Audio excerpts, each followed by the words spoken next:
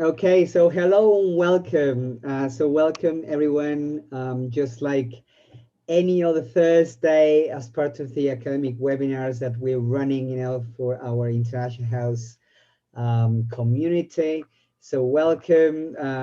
This lovely Thursday, we get a little bit of sunshine, where I am, but I have no idea where you are. So maybe you could go to the chat and say hello if you can hear me, and maybe a quick hi. I'm taking this webinar. I'm connecting from such and such part of the world, right? So great to see you guys. Great to see you. As always, remember that we're running this as part of our International House alumni community. There we go. People have started, typing in the chat, where they're taking the webinar from. So, welcome back. Actually, another thing that I need to say is welcome back from the Easter break. The hi Wendy from hi Wendy, great to see you here, Claudia as well. Again, welcome back from Easter break, because I know I think some people are still on holidays. so if you're watching the recording and you are enjoying your time off, that's absolutely fine. We wish you could be here with us today, but no hard feelings.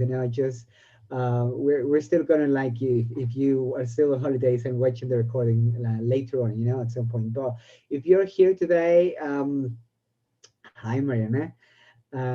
If you're here, we are super happy to have you here today. Um, this is the first webinar coming back from Easter break.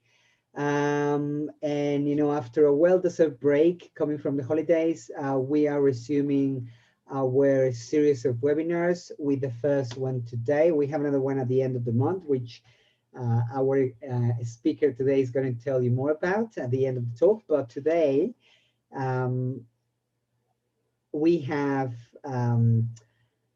I really like working with this guy because apart from the really good trainer that he is, he also knows quite a lot about like online teaching, education and technologies, and simply, this new environment that, now a year later, because we've been in this pandemic for a year now, we have to face, right? So let me introduce you to the speaker of today's webinar. So that is Tim Matsuda.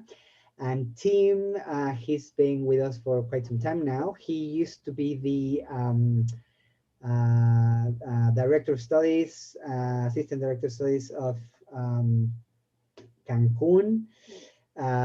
He, like I was saying, he knows quite a lot about online stuff. So he's going to enlighten us today with the topic of today.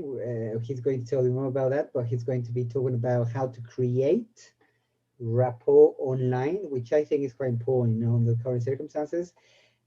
He's also currently helping us, as a tutor on CELTA online, CELTA courses. He's going to be running, as of next week, he's going to be running our certificate in advancement methodology that we're going to be opening. So if you're post CELTA, that's the course that you maybe could take in the future. He's going to be engaging every single one of you with what we should do, information, activities, techniques, all of that stuff, what we should do when teaching online to build rapport, right? So he's going to tell you more about that. As usual, guys, remember that a team, our speakers, we're bringing them here as part of our series of webinars. If you have any questions, remember to post them in the Q&A section. There's a section at the bottom that reads Q's and A's. You could go there. You could also use the chat if you want to interact with Tim, but remember that Tim is going to answer any pending questions, anything that maybe wasn't answered that you would like to get an answer to. He's going to go back to the Q's and A's. So just go back, go to the bottom, click on Q's and A's as he's engaging you with the webinar so that he can then go back to those questions at the end of the seminar. All right. So thank you, Tim. So great to have you here today. And the floor is yours, right? So thank you, guys. Well, thank you so much, Orlando. Thank you so much. You always make me so nervous because you say such wonderful things, but thank you so much. Nice. So let me start sharing my screen here. And yeah, I saw a couple names here in the chat, but where is everyone from? I see someone's from Chetumal. So you're my neighbor. I'm here in Cancun, so you're my neighbor in Chetumal. Excellent. I see some folks, yeah, in Hidalgo, Mexico City. Some of you might be on YouTube, I guess, so I can't see your chat. Hey, Eduardo, how are you? Nice to see some familiar faces here. Excellent, excellent. Where's everyone else from? Oh, from Chile, from England, but from Chile. Excellent. Really good to have you here from Chetumal, another neighbor. Excellent. Wow. People from all over. Well, great, you guys. Thank you so much for coming. I hope everyone had a wonderful, wonderful vacation, at least if you're in Mexico here. Hey, AJ from India. Nice. San Luis Potosi, one of the places I need to go to, Victor. Excellent. And Mariana, good to see you. Mexico City, of course. A lot of people from Mexico City. Well, excellent, guys. Thank you so much for joining us and coming to our little webinar here today. So let's go ahead, get my correct screen, and get started. So we're here, we're going to talk about creating and maintaining rapport online. So Orlando told you a little bit about me. I've been working with IH Mexico here for a number of years now, and mainly doing the CELTA, but some other teacher training and webinars as well. I see more chat coming in from Morelia. Excellent. Hello, Rosa. So yeah, that's just me in a nutshell. That picture of me was pre-COVID when I left the house and shaved, but now you can see I'm a bit different. All right. So let's start with a quick brainstorm. What word or phrase comes to mind when you hear the word rapport? So in the chat, I will put the link. You could click on the link and you could put a couple words in there. If you're joining us on YouTube, you could go to menti.com and put in that code number 18597484. And you could also include your ideas as well. So menti.com, and then the code is at the top of the screen if you're looking for the code. All right, so feedback. We got one so far. So put any words or phrases that come to mind, just type it into the field. Yeah, and if you have more than 2 or 3 ideas, you could continue and include more ideas.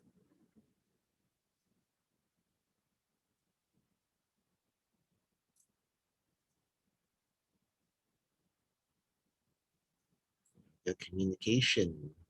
Close. Yes, harmonious. Nice.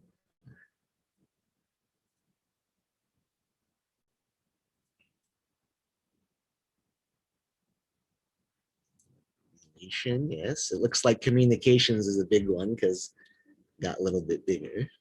There we go. Knowing each other. Yes, interaction, involvement. There we go.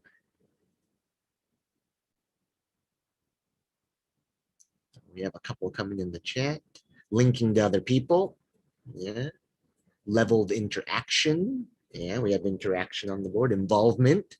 Good, good. Looks like communication came up several times.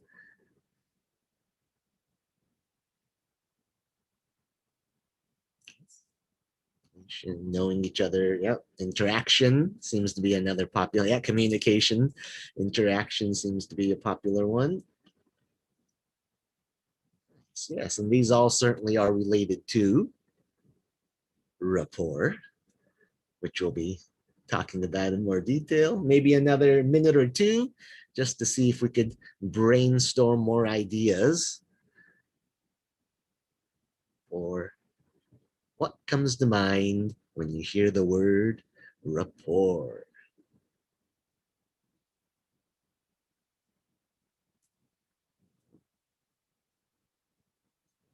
Looks like it's slowing down here.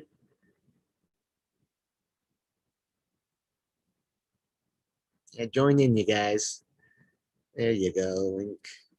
Empathy, excellent. Good to see that there. Yeah. Rosa, I see you raised your hand, but it's not sure. You're gonna have to either put it in chat or yeah, this is one of the tricky things about a webinar, right? We can't just talk to each other. So we lose that part of the interaction. So I try to do a brainstorm in this way. Harmony, excellent. Good, you guys. So communication, I think interaction's another one that was very common to you guys, and then knowing each other. Excellent. So those are some ideas that we came up with for rapport. Let's go to the next question here. What is rapport? So on the same slide, it should advance and it should give you a box. So write a short definition of what is rapport. AJ says back and forth is also another word that comes to mind. But let's go ahead and write a short definition of rapport.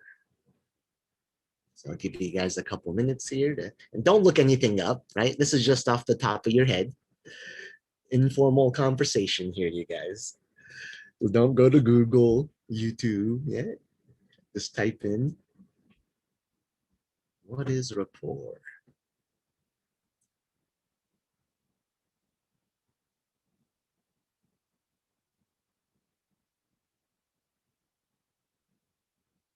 Nobody wants to start it off. Huh? It's maybe a sentence. Right? Rapport is interaction between students and teachers. There we go. Harmonious relationship. Yes, where people understand each other's feelings or ideas and communicate. I think that's a very nice definition. The relation you have with someone, yes, and if you get along with them, certainly.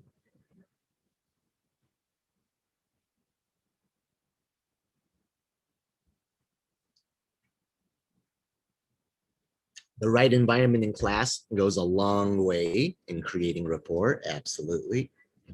We have a couple coming in through the chat here. Let's see. Level of understanding and interaction, and a verbal table tennis between two people. Excellent, yeah.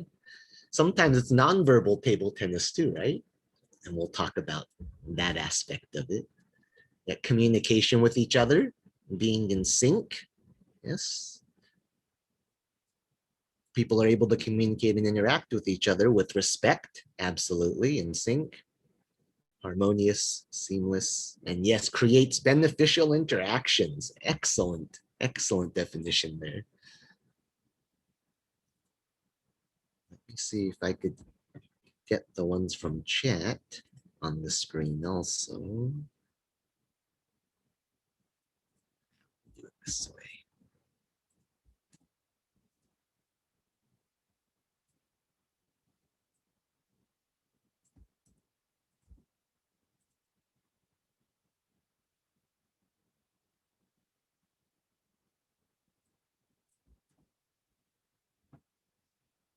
That was one of them there. Let me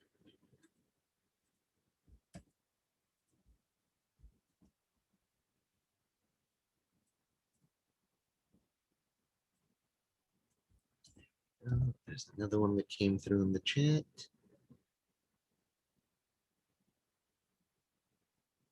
Sync harmony, yes.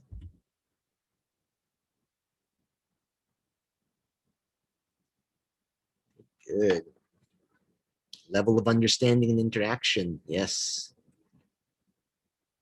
All right, so we have some definitions here. Very, very nice definitions, you guys. I think it's better than the definition you'll see here in a moment. But here is the dictionary definition of rapport. Yeah, so this came from Cambridge Dictionary Online. Yeah, a good understanding of someone and the ability to communicate with it, right? And that certainly is a definition of rapport, but we all know, as we saw in your definitions, it's much, much more than just that. No problem, Mariana. You just go to menti.com and then put the code in. Next time we do one, we'll do it again. So I'll walk you through it. Sorry, Mariana. I just put what you did in the chat in the Mentimeter. All right. And so what is rapport? And even the experts have a hard time defining rapport, right? Because this is Jim Scrivener saying it's difficult to define or quantify because there's so many things related to rapport. And so here are some ideas for establishing rapport and some core capacities or capabilities for building rapport. And these come from Scribner and Harmer. And so we know we could trust those guys, right?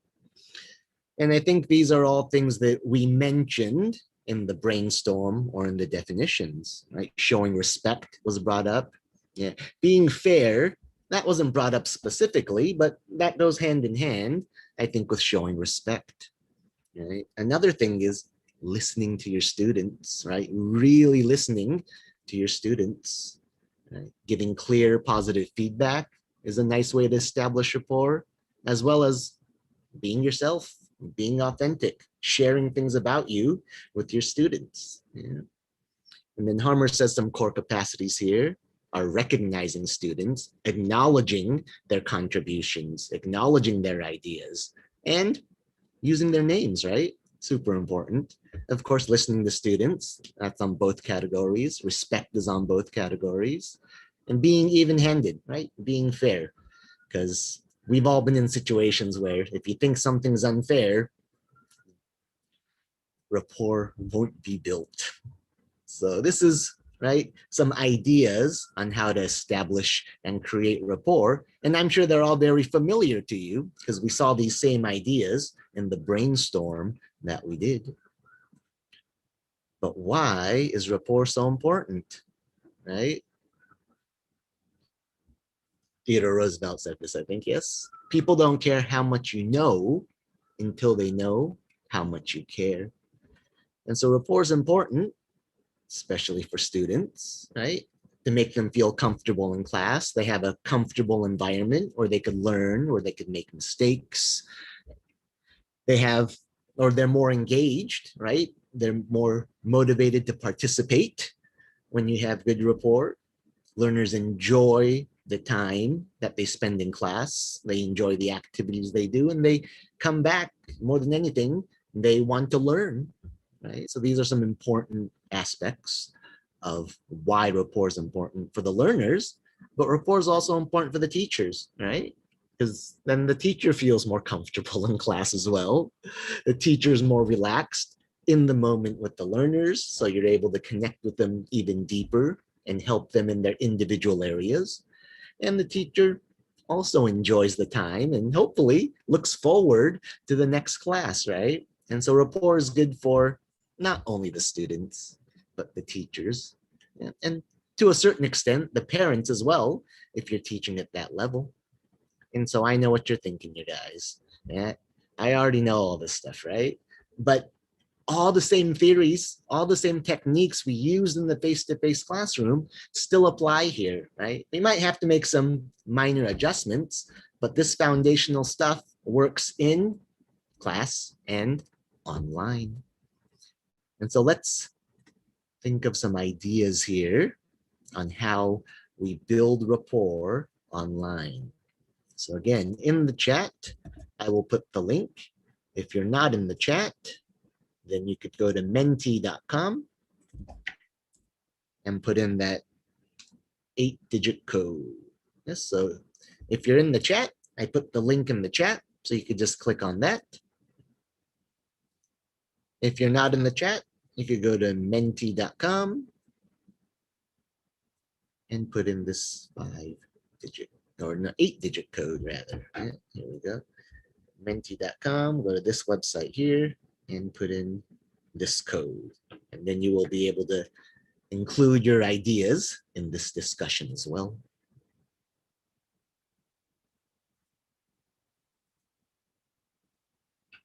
It's not the question.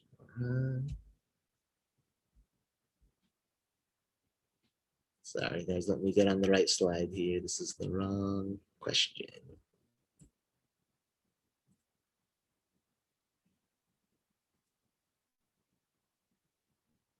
Oh, I see what happened.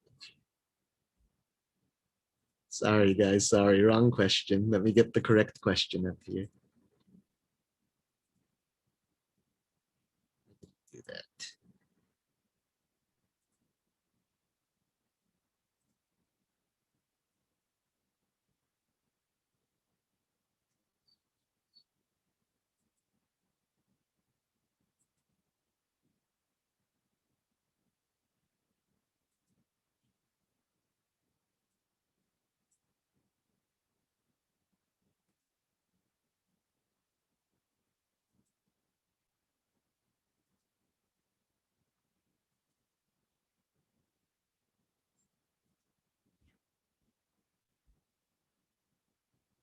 There we go. This is the one we want. Sorry, guys.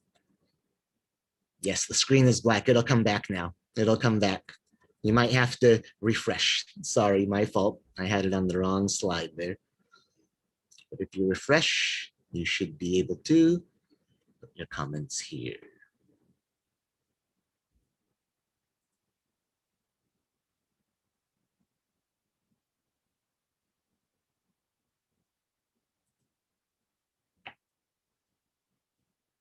I'll put the link in the chat one more time. If not, menti.com, and you can use the code right here at the top of the screen. Having a good link, yes, a relationship with the students, but what do you do? Ask questions, right? What do you do to build rapport? Ask, right, personal questions, or maybe at the beginning of class, we have a little chit chat with them before class actually starts, right? Understand what they need. Yes, so you listen to them to understand what they need. And again, both of these work face to face, online. Exactly. Building a personal connection, getting to know the student outside the classroom as far as their hobbies, their interests, right? Interact. Yes, how you doing? What's going on? Again, they both work in face to face or online. Absolutely. Knowing their needs, desires, wants, likes, preferences. This all goes a very long way in building rapport. And again, works both face to face and online. So you could see all this stuff we've been talking about. I know you guys know this, and it's probably a nice refresher, but it all carries over online.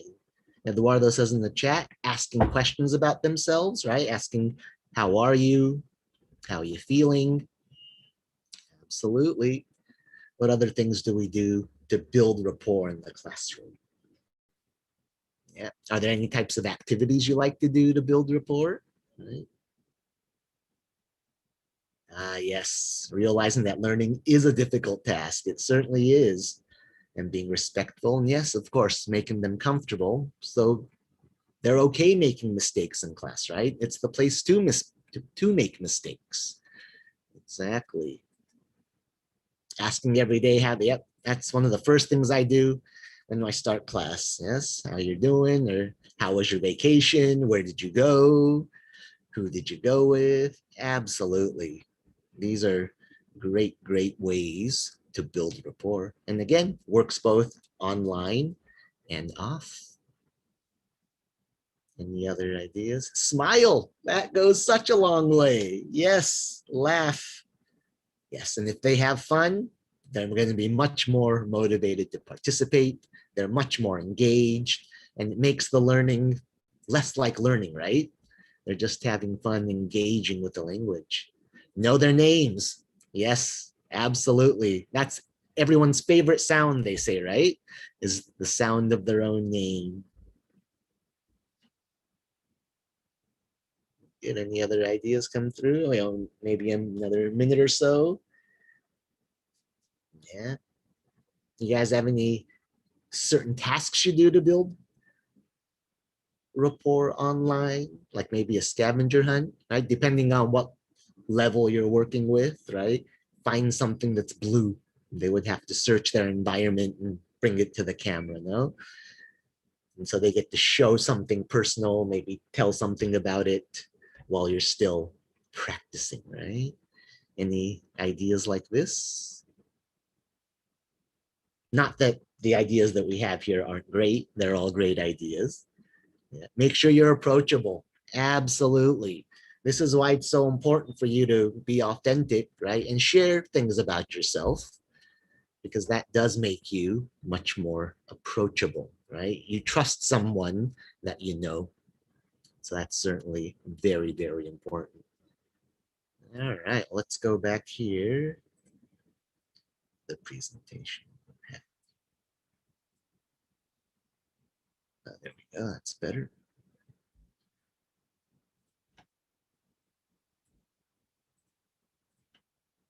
Cool, you guys. So yes, we saw this here, right? One of the comments was smile.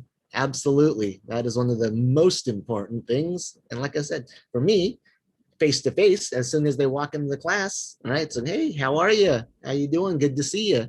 Be enthusiastic about your class, right? If you're positive and you cheerfully greet them when they enter the room, they're going to hopefully return that same positivity. Yeah. So,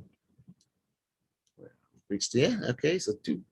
And like we said, everyone's favorite sound is their name. So remember and use their names in class, right? And determine the class rules in day one.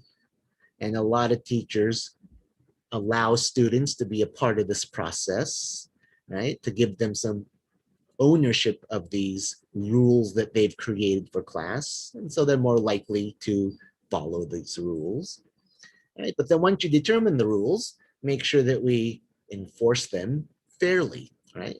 With all the students, and ask questions, lots of questions, right? Be curious about your students, learn about their interests, learn about their hobbies, and allow students to have these me too opportunities, not only with you, the teacher, but with each other, right? Because if you share a common interest, that goes a long way in building rapport. So if you could create these me too opportunities, it's a great way for students and the teacher, the whole class, to build rapport. And then if you ask questions, right, or you do some needs analysis, right, you could even give them a survey.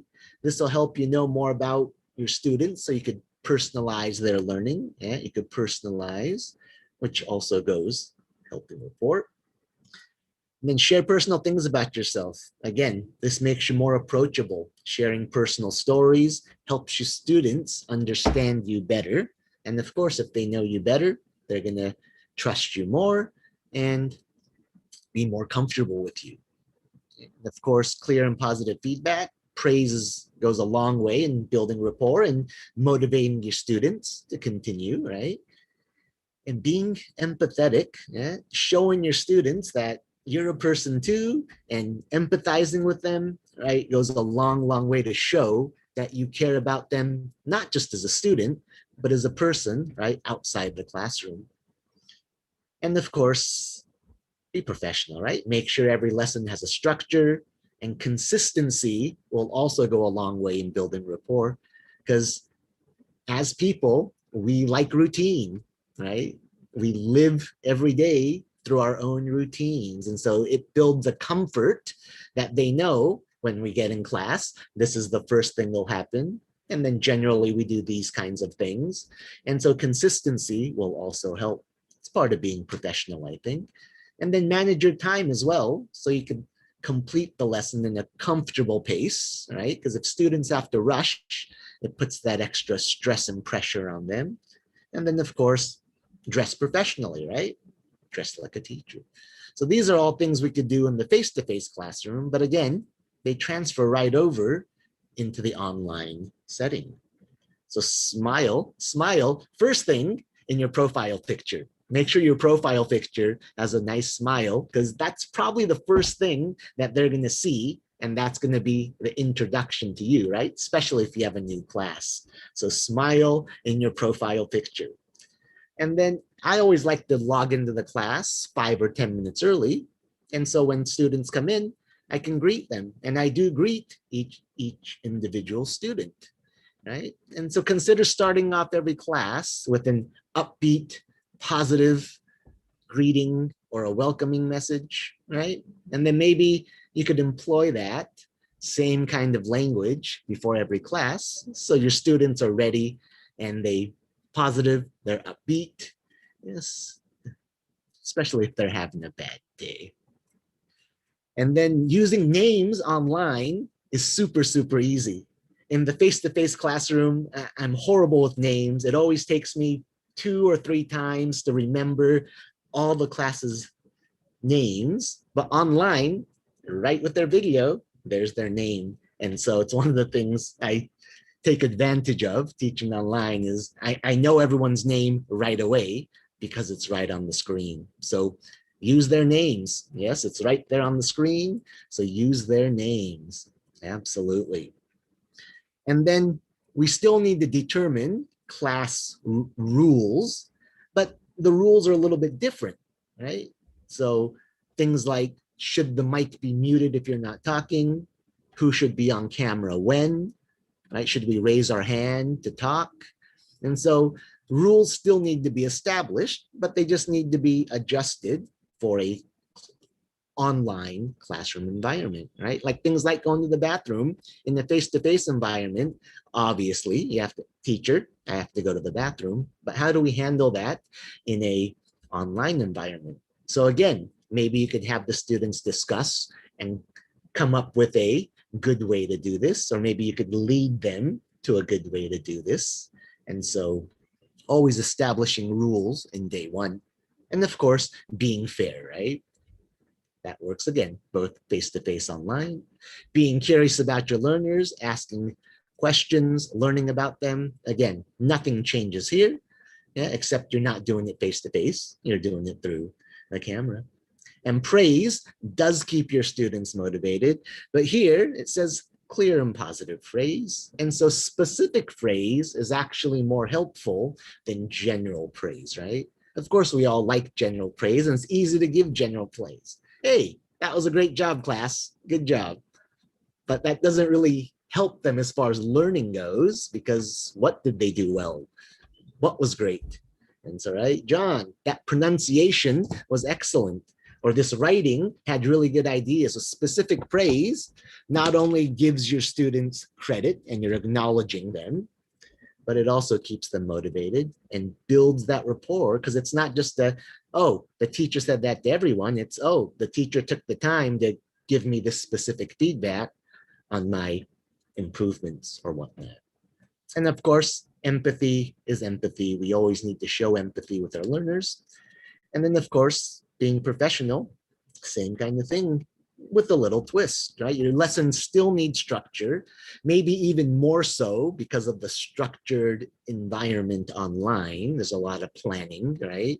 You could still have consistency in your lessons, but then you have to think about things like making sure your students or their parents know about your availability, how to contact you, right? Because they can't just come to the school, knock on your door and say, hey, we need to talk. And so these things are a little important about how to communicate and which avenues they should use to communicate, right? And then, of course, dressing professionally is also part of the deal. Now, I'm not saying you have to get up and completely full dress, but you could be in comfortable clothes, but you still want to look professional to give that professional look. And so most of the time, yeah, like I told you, I live in Cancun. So this is me. I have my my work shirt on. I look good from the waist up, and I'm wearing shorts because it's hot here. And so, but this is my online version, at least for now, of dressing professional, right? I'm comfortable, but I still have a professional demeanor. However, if you teach standing up, make sure you have the pants, right? Super important.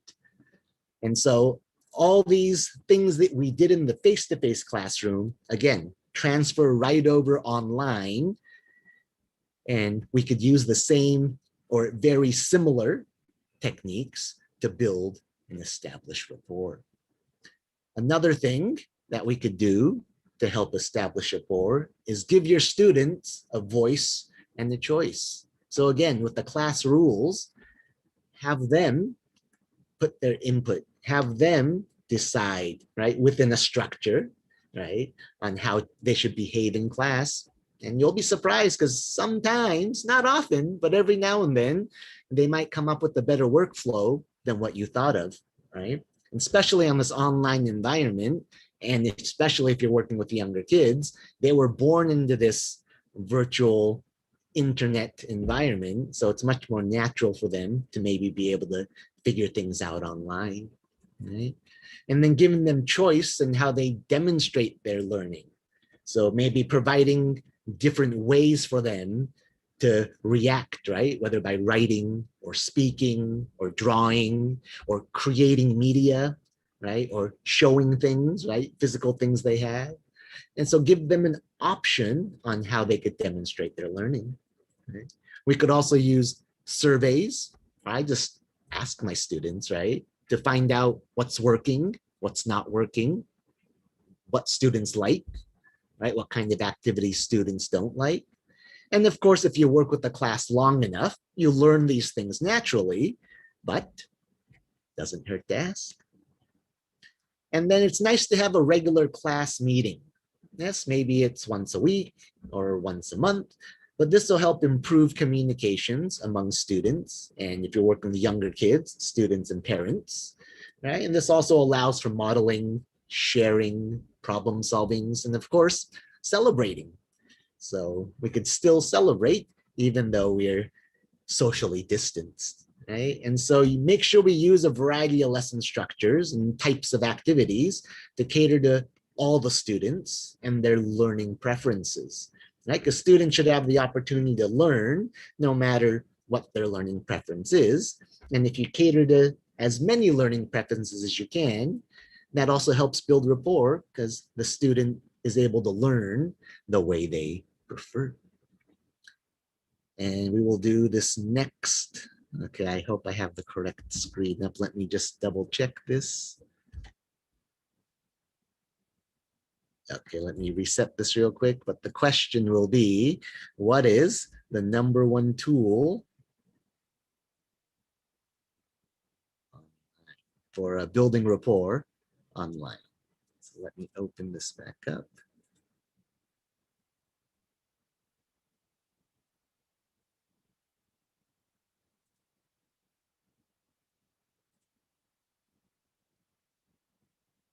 Okay.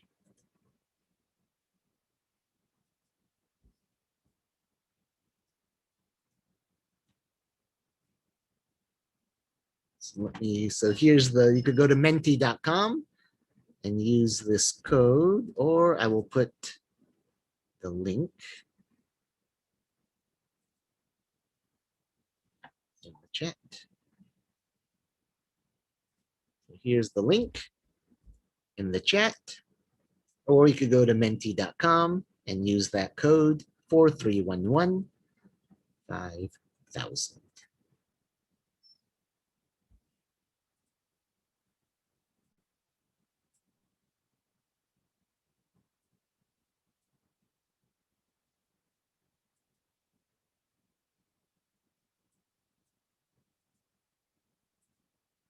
There we go. So what's the number one tool for building rapport online?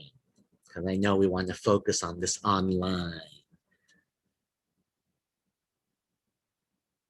So you could click on the link in the chat or go to menti.com and put in, what do you think is the number one tool for building rapport online? Okay, but think of tools, things that we could use. All right, building motivation, okay. Having your video on, there we go. Now we're getting more online. Okay, empathy, of course, absolutely, very important.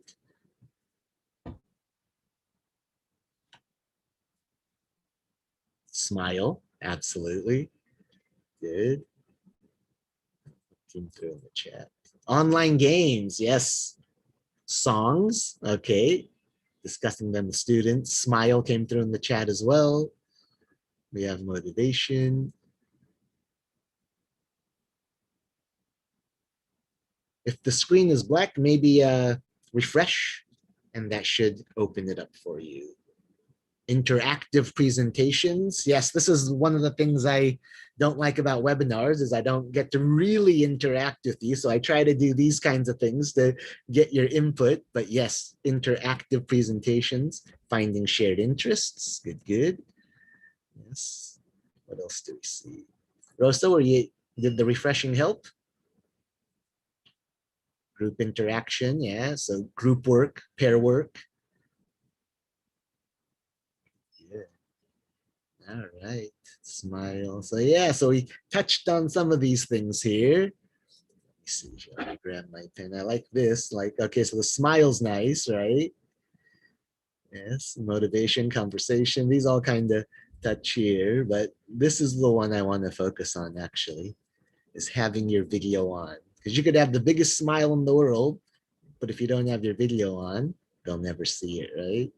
And interactive presentations usually work better if they could see you. So again, that comes down to having your video on, right?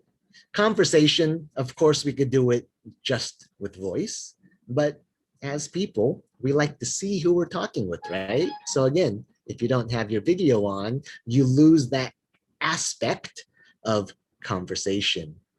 Yeah. Gamifying is also excellent. It certainly helps with the student interaction. Yeah. But again, if they could see each other, they could interact much more. Good conversation. Online games for sure. And so, yeah, good, good, you guys. Thank you so much for your input. So, yeah, a lot of this, I think, number one tool, one of the most important tools for building rapport is this guy right here, right? And it's your webcam. Yeah, because we as humans, we use a lot of nonverbal communication, right? And we unconsciously use these visual cues to learn about the person you're talking to. So it's not impossible, but it's much, much easier to build rapport and trust with someone that you can see. And because this is such an important tool when teaching online, we should at least know the basics of how to use this tool, right? Because if you think about it, this day and age, every teacher has their own TV show, right? We're on TV every day. And because our students watch hours and hours of professionally or semi-professionally created content, and they get probably most of their information online, our students have expectations when watching anything on the screen. And so we should learn how to use this tool, or at least the basics of it. So first thing is the position of the camera, right? And how do you look on the screen? Because as a rule, anything closer to the camera will be bigger and in more detail. Anything further will be smaller, right? So the camera should be at eye level. The screen should be parallel to your body to avoid distortion. Yeah. Because if your camera is too low, if it's below eye level, you get this kind of thing going on with the lady where you're constantly looking down, right? Your chin's kind of squashed, and it's a very funny looking position on the screen. Right? And if the camera's above your eye level, you have this situation like with the man where your students are looking, at the top of your head because the camera's too high. And so camera should be ideally at eye level. Now, if you're using the laptop with the built-in camera, you could use this laptop riser, and this will help put the camera in the optimal position, right? So instead of having this distorted view where half your face is, right, a lot closer and a lot further, you could use a riser like this to put the camera in the correct position. And if you came to my previous two webinars, I've talked about this miracle tool before because it has so many great uses. And it's this guy right here, right? It's the foldable laptop table. I got mine for about 150 pesos at Walmart on sale, and I use it every day. So if you're sitting on the couch, you could use it, right? If you need to adjust and use a lift to make the camera eye level, it's helpful. And oftentimes when I'm standing up, I just extend the legs, and then I could teach standing up as well. So make sure the camera is in a good eye level position. And if you're using a laptop, make sure the screen is parallel to your body. Now, next thing is eye contact. Right? Eye contact, super, super important in building rapport. And most of us have a habit of looking at ourselves on the screen, or maybe we're reading something, right? Or looking at the video of the student you're talking to when you're talking to them. And so it takes practice, but ideally you want to look at the camera, right? Because right now I'm looking at the camera and it feels like I'm talking to you, that we're making eye contact, instead of looking down here where the little video is, right? So I could see what I'm doing, or in a classroom situation, you're looking at your student. And so it's much better to look at the camera. It does feel strange at first, and it takes a little bit of practice, but here's a little tip on how you could practice, especially if you're using Zoom. This won't work with all platforms, but especially with Zoom, it works well. And that is because you could move the camera screen, move the camera box right below your webcam. So right now I'm looking at the video, but it looks like I'm looking at you because my eyes are looking up at the video. Right? If I move the video down to the bottom, now it's where it normally is. And even though I'm eye level with the camera, you could obviously tell I'm not looking at the camera. So just by moving this camera screen, right, the little video screen up to the top, right under your webcam, it'll help you establish that eye contact. That's a little tip there.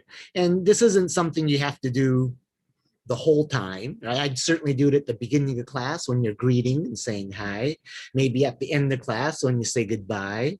And then if you're talking to individual students during the class, so you don't have to do it the whole time, but it's a nice way to create this rapport just by having eye contact with your students. So that's one little tip. If you're using Zoom, I hope you could use it. Next thing that a lot of us don't think about is space and distance. Yeah, do you always use one position when you're teaching? Right? I think most of us are either sitting at a desk or a table, right? But play with the distance and the space, if you have it, to create more dynamic and more natural environment, right? Because if you move back, the further back you move, the bigger frame you have to work with. And so it's easier to use hand gestures, right? If you're doing pronunciation, much easier to do. And you could show things on camera, right? And you don't have to be sitting all the time. Yeah, you can deliver lessons standing up. Yes, this is much easier to manage if you have one of those folding tables. Like I said, I just put mine to the highest setting. And if I stand, it puts my laptop at eye level. And a lot of times in my morning university classes, I am standing because it's so early. So it helps me wake up, but it also helps me be much more dynamic with my students. Yeah, so if you're standing, you have much, much more screen space. So if you're using a physical whiteboard, it's super, super helpful. And it also creates proximity, right? And this is a management tool, classroom management tool that we use naturally in the classroom, right? For example, when we play a video or an audio rather, right, for listening, we usually stand in a certain space in the class, right? Or when we're monitoring our students, we move in a little bit closer. Or if they're working in pairs, you back off a little bit to give them space. And so we could use the same proximity if you're standing just by moving closer and far and further away from the camera. And to give them space, of course, you could just turn off your camera, but you could actually walk out of the camera frame so they could see that, oh, they have this feeling of more alone because they could see where you should be, but there's nobody there, right? It doesn't mean that you still can't watch and listen, but it gives them that perception of they have this space. And so we could replicate this proximity online by standing maybe about a meter away from the camera, And then you can move in, move back, and use that space much more. And so think about how you can play with the space and distance to make your lessons more dynamic. And that is related to this next thing, which is body language. Yeah. So most of us are sitting, so we're in close-up shots for the whole class, right? Imagine you're watching your favorite movie and there's a close-up scene. Right? You can see every detail on the actor's face, right? Especially if you have a high-def TV. So be aware of how much you're smiling or not, because the camera doesn't move off you, right? The camera's always here, and the students are going to see every facial expression you make. Now, imagine again, you're watching your favorite movie. Is it just close-ups the whole movie? Of course not. It has far shots, it has mid-range shots, and it has close-ups. And so if you pull back from the camera or teach standing up, now you could use your body language. You could use hand gestures, and you could control the frame and proximity just by moving closer or further or even off camera. So just this alone makes the lesson much more engaging, as this is what our students are used to seeing, right? This proximity. And it helps fit their expectations of the media they consume online. And so again, this goes towards building rapport. And then we'll touch on lighting real quick. Yeah. But lighting, basically, backlighting is bad because cameras can't distinguish what's light and what's not. Yeah, the little sensor it has in there. And so you end up looking like this girl on my left. Yeah. So your face is very dark, but everything behind you is very bright. And then side lighting, that's what you see here on the right-hand side, it helps bring some light in, but it's also going to highlight the features on whichever side of the face that the light is on. And so it's not ideal. Ideally, you want a soft light in front of you. So if you could sit in front of a big window, that's great. Maybe on a bright day, you could have a curtain so it's not so bright, it's more soft. Or if you're indoors and you can't sit in front of a window, certainly do not have a window behind you. And maybe you could put a lamp with a shade in front of you to have that soft light. Now, I'm in a studio, space is very limited, and so I cannot put a lamp in front of me. I don't have a big window, so my light is literally my cell phone. Right? That's what I'm using. I just clip it here to the top of my screen, and that's what I'm using. So it doesn't have to be, you don't have to go and spend lots of money, but if you have that nice soft light in front of you, it'll be nice and even. My light's not as soft as I'd like it to be, but it's my cell phone, so I can't complain. Something I already had. Now, if you wear glasses, yeah, there's this problem. Let me do it like this. You see the light right in my glasses. And so if you wear glasses, just Google family of angles. And once you understand this concept of family of angles, it's a photography concept, you'll know how to eliminate the spots in your glasses. Cool. So that's lighting. And then of course, there's sound, right? Avoid using your laptop speakers, yeah, because using the mic and the speakers built into your laptop, I'm sure we've all experienced by now, this can cause feedback, distortion, and echo, which are all really distracting, right? So try not to use the built-in speakers. Virtual meeting platforms like Zoom has updated some of their features to help with this, but you can avoid it 100% just by using a headphone, right? And it doesn't have to be an expensive pair, right? You could use the cheap pair that came with your cell phone. That's what I'm using. Or you could buy an expensive headset, right? Just for work. Or if you don't have one, and if you have kids, borrow the headsets they use for playing video games. Those are ideal. And so by using the headphones, you will avoid these problems and you'll be able to hear your students much, much clearer. And that brings us to the microphone. Same thing. The way the laptops are built, the built-in mic is not in an ideal position to pick up your voice. It could also pick up internal sounds from your machine. And again, apps like Zoom has upgraded their features over the last year to help with this interference and distortion, but it'll always sound like you're far away or you're talking into a can, right? Like you're talking like this. It sounds very far, especially if you're in a really big room. And again, there's no need to go out and buy professional microphone, right? You can use the one that's attached to the headset, right? Because this puts the microphone in a much better position and they're made to pick up speech. And so just this will make a big difference on how clear you are to your students. But no matter what type of microphone you use, make sure we're speaking at a natural volume.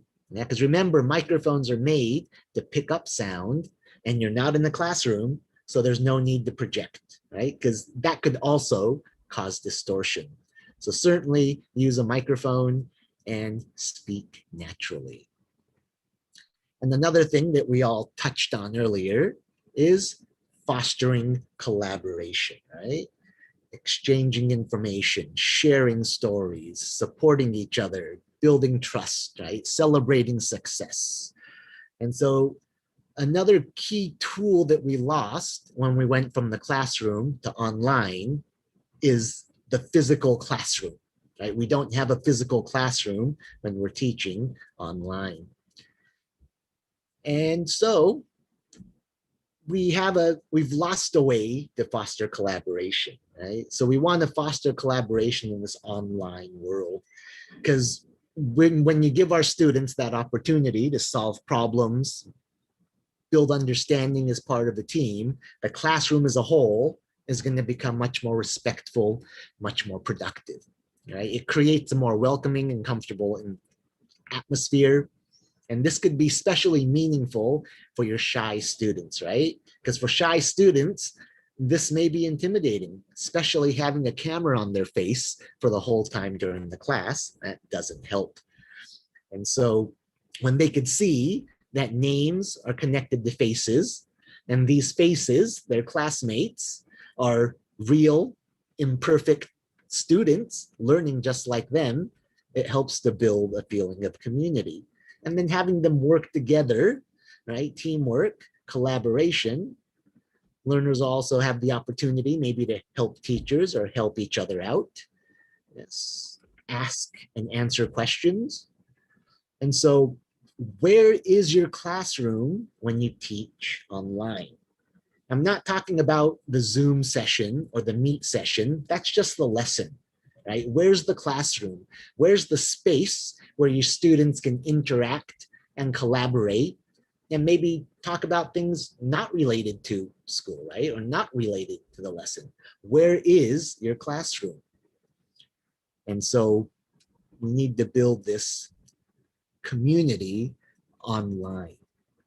And so it's super helpful to have a virtual classroom space where maybe students could get information about assignments, they could get class schedules, access to books and resources, and have a comfortable place to interact with their peers, right? So a lot of schools use Google for Education or Google Classrooms, and they do have a built-in platform where it integrates with all the G Suite tools for education. But is this really a classroom, right? I mean, it facilitates the day-to-day lessons, and it's certainly very, very helpful. And it has a lot of tools that you could use with it. But where's that comfortable space for students to interact with their peers, right? Outside this classroom setting. And so if you are using Google Classrooms, take a look at Google Sites if you haven't already. Now, if you know how to type and you know how to drag and drop, you could create a mini website for your class, right? You could just use one of their templates on the right-hand side here. You can see this is a template. You could just start typing, and there you go. And all you have to do is include some interactive activities or maybe a message board so students can interact. Now, if you're using Google Classrooms, it's totally free. It's part of the G Suite education apps. And it's something helpful to use to create this space, right? This classroom in a virtual environment outside of the lesson, where students could interact. So what happens if your school doesn't use Google, right? You don't have access to Google Classrooms. There are tons of apps that are very similar to this, but a popular one's called Padlet. I'm sure most of you are familiar with this, if not all of you. And it might not be as fancy as a mini website from Google Sites, but it is easier to use. It's super simple to manage, and it's designed for collaboration. So it's ideal for creating this classroom community. Yes.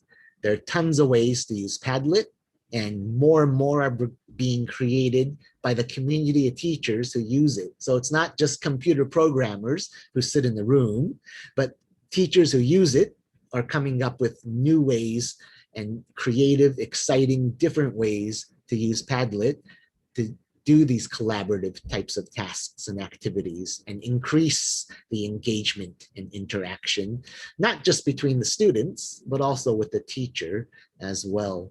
I saw a hand go up, but again, I can't hear you guys. So maybe you could put your question in the Q&A and we could go back to it at the end, okay? Excellent. And so you can use Padlet as maybe like a class library. Right? You see this on the left-hand side here. This is a class library where they could access different things. Or here in the middle, we have assignments, instructions, and reminders of what students need to do in class. Right? And then, of course, you could also do like tutorials or recaps of units, right? So it could be informational, but the really cool thing about Padlet is it's built for collaboration. So you could also incorporate social media-like interaction where you and your students can post messages, videos, audios. You could comment on these things. And this is how our students interact with technology today. So it naturally makes it more engaging. And they already know how to interact in this virtual space, right? They know how to create posts. They know how to upload content. They know how to comment on their peers' ideas and posts. And so this familiar space for your students, right, it gives them this opportunity to engage with English in a more personal and meaningful way while collaborating and building rapport. And so super helpful. If you haven't played with Padlet, I definitely say go check it out. You can do just about everything with the free plan, but the thing is you're limited to 3 boards. So you could delete one and make a new one, but you could only have 3 boards, as they call it, at a time. The paid plan is about 150 pesos a month, something like that, $8 a month, but it's unlimited everything. I just use the free plan. I have it on a couple different accounts, and so that's how I get around it. But yeah, but super helpful, super useful, and the students, they like it because there's nothing to learn. This is how they interact with technology every day, so it's very natural for them. And for those of you stuck in the Googleverse, don't worry, Padlet integrates with Google Classroom, and so you could use it too and integrate it into your existing way you teach. So in the end here, this is what I've kind of gathered. Rapport is definitely part science. Yeah, there's lots of studies done on how to build rapport. It's certainly part art, in each teacher has a different way or brings different skills in order to help build rapport. And sometimes it has to do with luck as well. Right? Of course, we try to establish rapport and build rapport with all our students, but as we all know, no 2 classes are the same, and each student is an individual person, just like each teacher is an individual person. And as teacher goes, I think we're pretty good at building rapport and we generally do it well. But if you've been teaching for any amount of time, you'll know that some students you get along with and some others, for one reason or another, not as much. Yeah, I'm not saying that you think they're a bad student, but you just don't have that same kind of connection. And that happens with classes as well, right? Sometimes you'll get on well with the class in general, In some classes, you don't have that same kind of rapport. It's also important to keep in mind there's also different types of rapport, if that makes sense, right? Like I said, I teach university, and I had a class a couple of years back where they were all good students, and some of them were exceptional students, and things were all very professional, but for some reason, we just didn't click. Yeah. So I felt that the class was a little bit boring because there wasn't much interaction between the students. I had to work really hard just to get them to participate. I don't, and it's not like the students didn't like each other or anything, but they were studying different things. They weren't in the same classes outside this English class, and it just didn't gel for one reason or another. Right? And some days I dreaded teaching the class because I knew I'd have to work extra hard to get them to collaborate. Yeah. And then I have a class now in this trimester that we instantly clicked in day one, right? And I look forward to teaching their class every day, right? They're super interactive. They participate without me having to say anything. Yeah, we have lots of nice conversations and discussions. And I often have them work in groups because they like those collaborative types of tasks. It's a very friendly and social environment. And that's the kind of rapport I have with this specific class. And then in the next hour, I have another class, which again, I think I have good rapport with, but in a much different way. This class is a little bit older. Yeah, they're about a year from graduation. So they're a little bit older, and they do participate in class, but they're much, much more quiet, and they're not as social. Yeah, they're a little bit more conservative. They prefer working individually. And so although I put them together to do pair work from time to time, I tend to give them more individual tasks. And it may not seem as exciting, but they prefer to learn this way. And they've told me that they've appreciated that I cater to them in this kind of way. And so, yes, part art, part science, and part luck. But more than anything, we have to manage our expectations, right? Because we're not going to have super great rapport with all our classes. We're not going to have super great rapport with all our students. And it just, that's life. And so managing our expectations and knowing that there are different types of rapport, I think helps in managing of these expectations.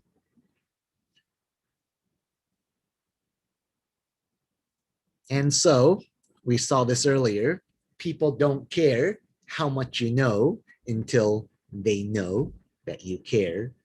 And so if this is true, I guess the key to building and establishing rapport, regardless of if you're in a face-to-face classroom or if you're teaching online, is showing that you care, right? Because it goes a long way in building rapport.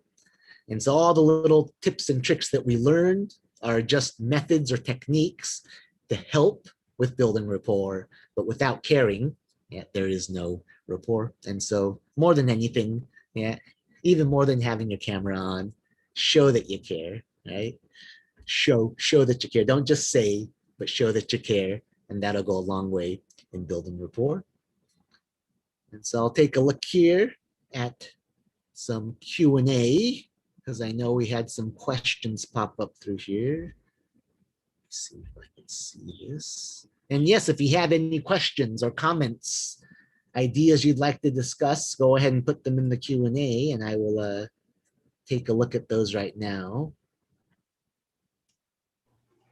Awesome. Okie I think dokie. some So of them thank. went to chat. Okay. Yeah. Oh, cool. Yeah. So thank you for that. Thank you for that, Tim. So we're going to give the audience some time to ask questions. If they have questions. Guys, so I hope that you found Tim's webinar useful. In relation to what rapport means. How you can create rapport online, and managing those expectations, that the team was talking about.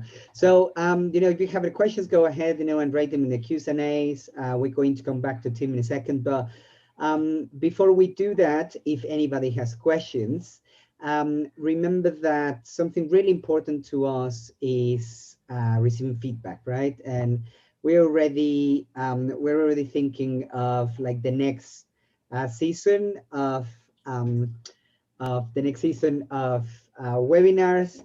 So if you wouldn't mind, remember that we take feedback very seriously. So I'll just send you in the chat. I'll just send you the link to the oh, great. You're receiving really good feedback here, Tim, that it was really refreshing. So thanks for that, Tim. And I'm going to, in the chat, I'm going to put the link so that you could give us, that kind of feedback or other kinds of feedback. It's just something that we appreciate, if you could just complete 5 minutes, 5 minutes of your time. It is a quality survey. You only have to like let us know your email, what you thought of Tim, from a scale of, 1 to 10 kind of thing.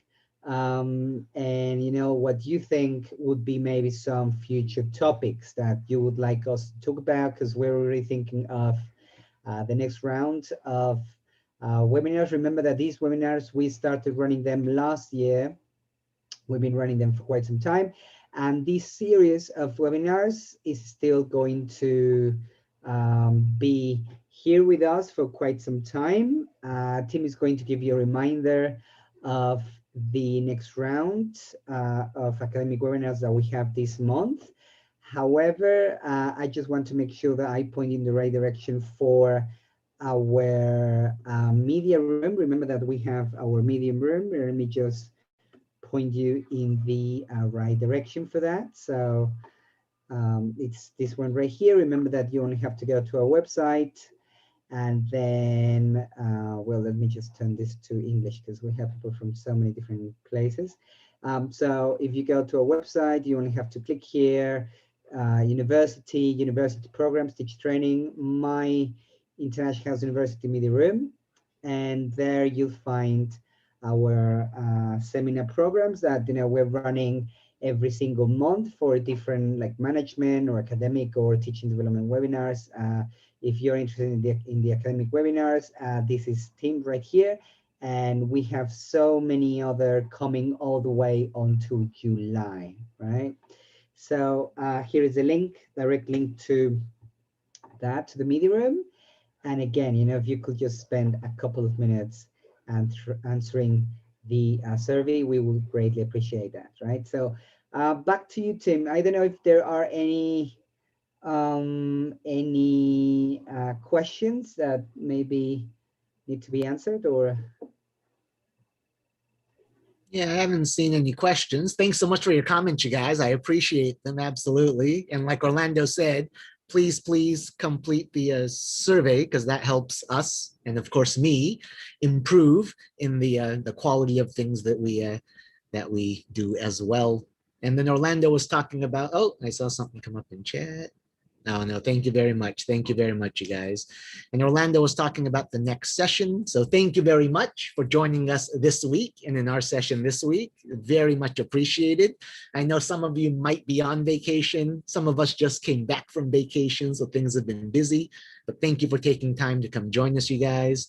And again, next week, our next session is about jigsaw activities online, a very popular and common type of activity in the classroom. And so how can we use this old favorite online, and how can we make these interactive tasks more useful in the online setting? So I think it'll be a super helpful webinar, and I hope you're able to come join us for that next week. that's right. Okay, so thank you very much for your time, Tim. Thank you, everyone, for joining. And if nobody has any final questions, I guess that's all for now. So thank you very much for joining us, and thank you for the talk, Tim. So looking forward to watching you next time as well, Tim. Absolutely. Thank you so much, you guys. I'll see you next time. Have a great See you one. next time. Bye-bye. Bye.